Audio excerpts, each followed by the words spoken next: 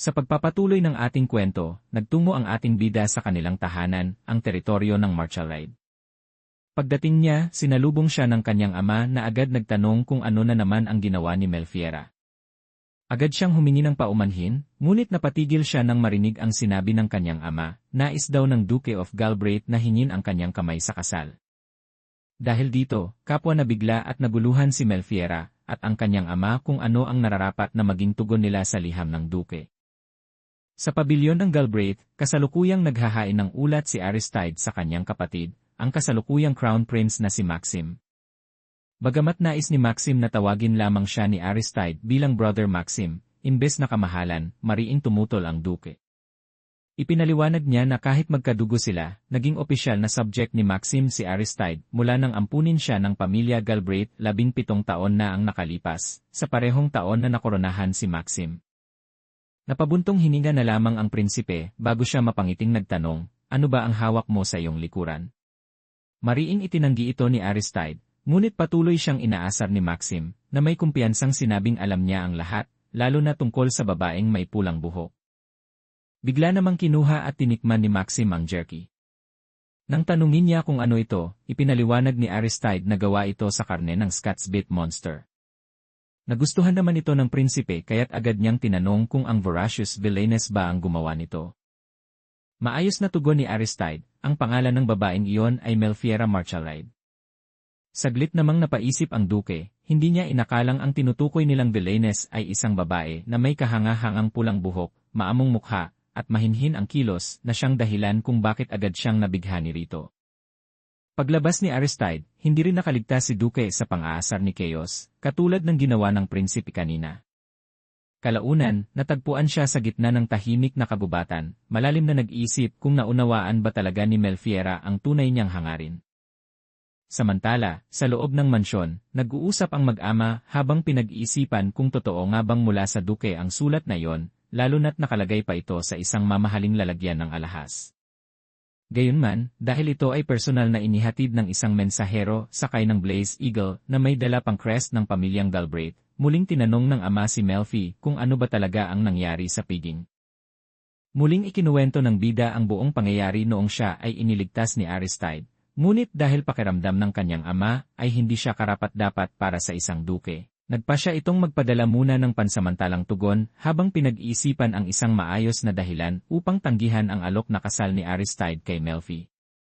Sa kanyang silid, muling binasa ng bida ang liham ng Duke at napansin ang buong pangalan nito. Naisip niya na marahil, ang dahilan ng Duke sa pagnanais na magpakasal ay dahil siya lamang ang tunay na nakakaintindi at nakakaugnay sa kanya pagdating sa kakaibang hilig nito, ang pagkain ng monster meat. Mahigpit na niyakap ni Melfi ang liham, dama ang taos pusong damdaming nakapaloob dito. Ngunit bigla na lamang nagliwanag ang papel, at mula rito ay narinig niya ang tinig ng Duke, isang malambing ngunit matatag na tinig na nagsasaad ng kanyang nararamdaman at nagpapaalam na bibisita siya sa tahanan ni Melfi sa ika-8 araw. Napasigaw naman ang ama ni Melfi nang mapagtantong ang tinutukoy na araw ay kinabukasan na pala. Bago matulog, kinausap ni Melfi ang larawan ng kanyang yumaong ina. Habang pinagmamasdan niya ito, muling sumagi sa kanyang isipan ang pangakong binitiwan niya noon na ipagpapatuloy ang pangarap ng kanyang ina. Isang pangarap na maibsan ang paghihirap ng iba sa pamamagitan ng kanyang pananaliksik tungkol sa ligtas na pagkain ng monster meat. Kinaumagahan, habang abala si Melfi sa paghahanda para sa pagdating ng Duke, narinig niya ang kanyang stepmother na may sinasabi na hindi magaganda tungkol sa reputasyon ng magiging fiancé niya, ang tinaguriang Blood Mad Duke. Ilang sandali pa, biglang lumitaw sa himpapawid ang mga glacial dragons na sinasakyan ng Duke at ng kanyang mga kasamahan.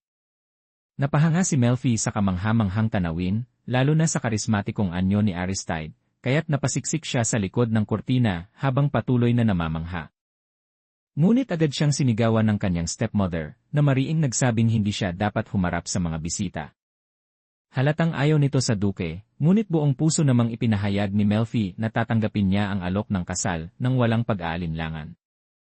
Maya-maya, nagkita na rin ang dalawa at kapwa halatang nahihiya sa isa't isa. Magalang na bumati si Chaos at humingi ng paumanhin sa biglaan nilang pagbisita. Samantala, mahinahong nagtanong si Aristide kung saan niya maaaring ilagay ang dala niyang regalo para kay Melfi. Nang buksan ni Aristide ang maingat na nakabalot na pakete, bumungad kay Melfi ang isang royal noodle, isang nilalang na may gintong balahibo. Namangha siya ng labis sapagkat alam niyang napakabihira at napakahalaga ng ganitong uri ng hayop.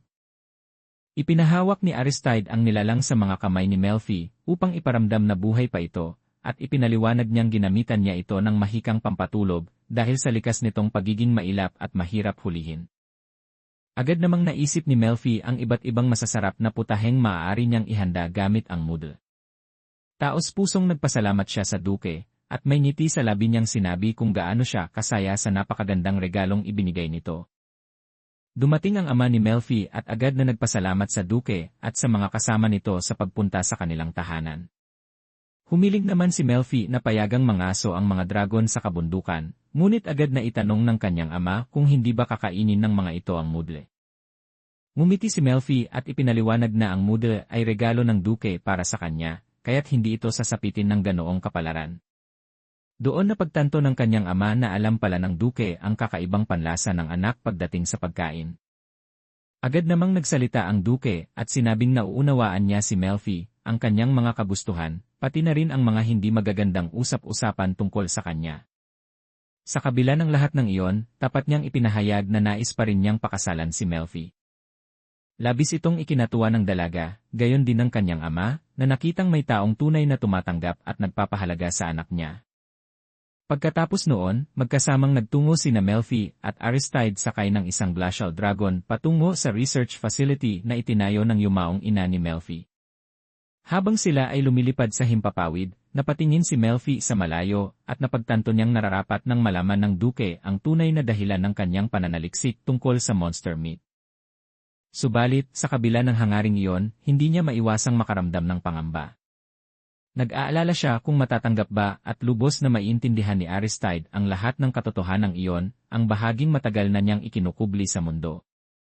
Ano nga kaya ang matutuklasan ni Melfi at Aristide sa loob ng research facility? Matutupad kaya ang mga pangambang bumabagabag sa isip ni Melfi, o mas lalo pa bang lalalim ang ugnayan nila sa sandaling mabunyag ang katotohanan?